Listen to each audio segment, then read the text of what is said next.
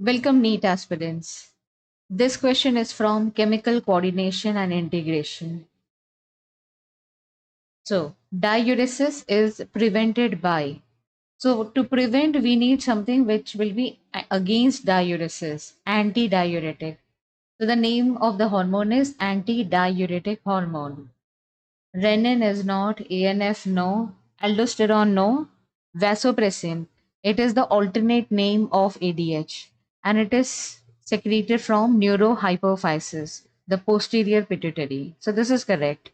Option 4 is the answer. So mark it on the OMR sheet. 182 is 4.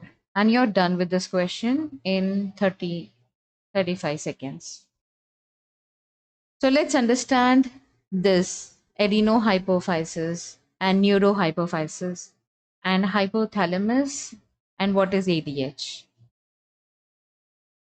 So first things first, you need to know where hypothalamus is located. So in the textbook, you will find this term, the basal part of diencephalon. So diencephalon is component of forebrain. So brain is divided into three parts: forebrain, midbrain, and hindbrain. So technically, these are the terms. Forebrain is called prosencephalon, midbrain is mesencephalon, and hindbrain is rhombencephalon. If you learn these terms, it will really boost your confidence. And this is the reason I made this slide. Then prosencephalon is further divided into telencephalon, which forms the cerebral hemispheres, and diencephalon. This is where hypothalamus is located. Mesencephalon is midbrain. Then C, rhombencephalon is divided into meten and myelencephalon. So metencephalon includes pons and cerebellum, and myelin is the medulla oblongata. So hypothalamus, it has neurosecretory cells. This is important. The cells, they have the potential to produce hormones and then they secrete it. That is the reason why they are called neurosecretory cells. They are also called nuclei. Okay. So this is the list of hypothalamic hormones. So if you notice, these hormones, these are stimulating hormones. Okay. They are called releasing hormones. So these hormones will stimulate anterior pituitary, which is called adenohypophysis, adeno, anterior pituitary. So anterior pituitary will be stimulated to produce the respective hormone.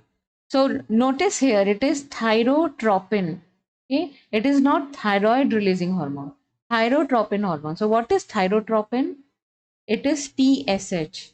So TSH releasing hormone. It will stimulate thyroid to secrete TSH. Similarly, gonadotropin releasing hormone will stimulate anterior pituitary to release gonadotropins.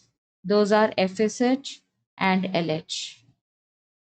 Growth hormone releasing hormone will stimulate anterior pituitary to release GH.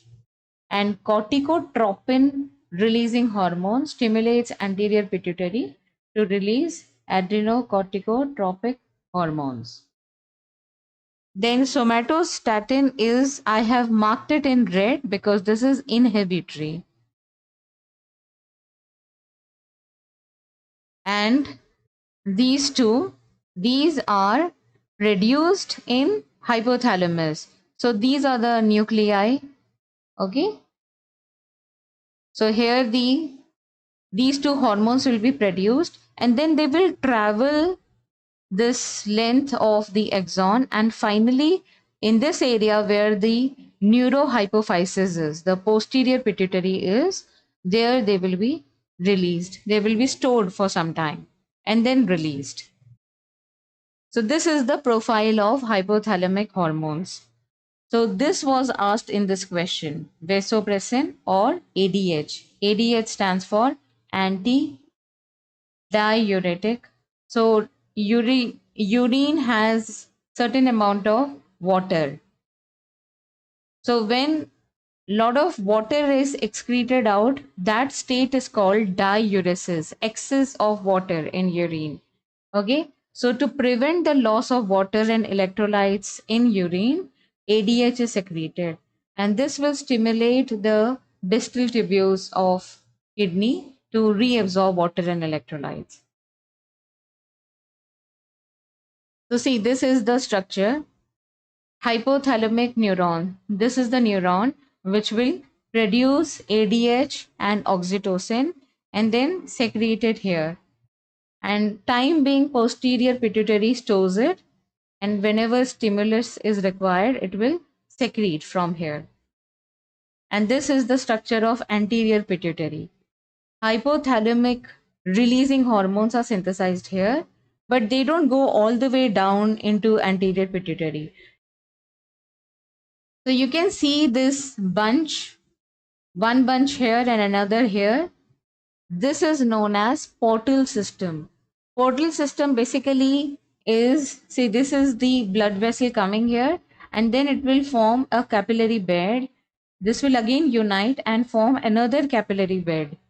So this will help in carrying all the hormones which are released by these hypothalamic nuclei. And when they reach here, they will have their effects on the anterior pituitary. And this system is known as hypophyseal portal system. So for the time being, in this particular question, we have to focus on the posterior part and the hypothalamic neurons producing ADH and oxytocin.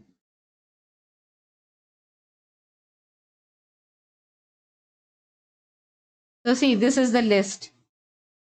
Neurohypophysis, that means the posterior pituitary. It is also called pars nervosa. And these are the two hormones. These two hormones are produced by hypothalamus. These two hormones are produced by hypothalamus. Very important point.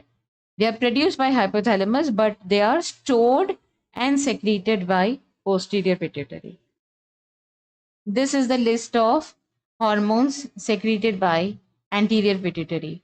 Growth hormone, thyroid stimulating hormone, prolactin, adrenocorticotropic hormone, follicle stimulating hormone, luteinizing hormone. So if you count it, 1, 2, 3, 4, 5, 6. 6 hormones are secreted by anterior pituitary. And specifically the pars digitalis. And pars intermedia secretes melanocyte stimulating hormone. This is responsible for pigmentation. So important point to note here is pars intermedia is almost merged with pars distalis. So this is the reason we don't have anything in between. We divide the pituitary into two lobes, anterior adenohypophysis, which is anterior, and neurohypophysis, which is posterior. So this is the list of hormones. So see, all these hormones, they have their effects. I'm not discussing it. We are just focusing on ADH right now.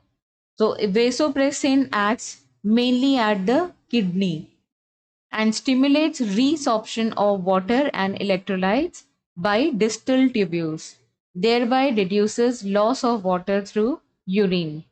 So excess of urine is diuresis, and excess is because of loss of water.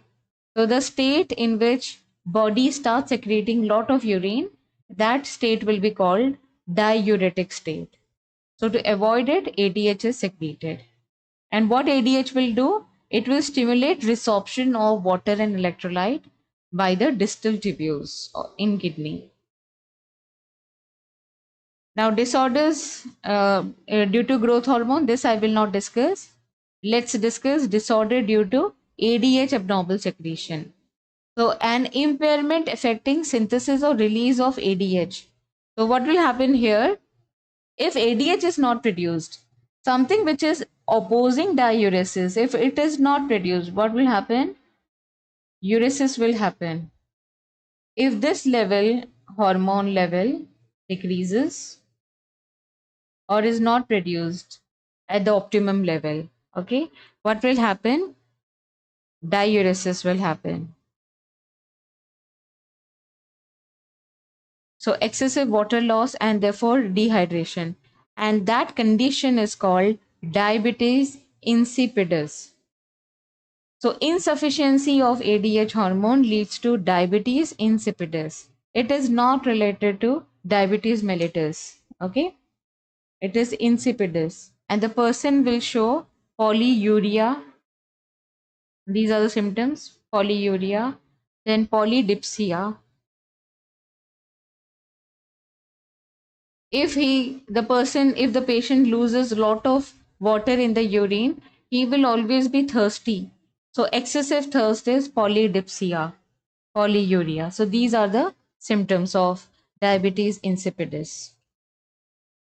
So that's all about this question. Thank you so much for watching this video.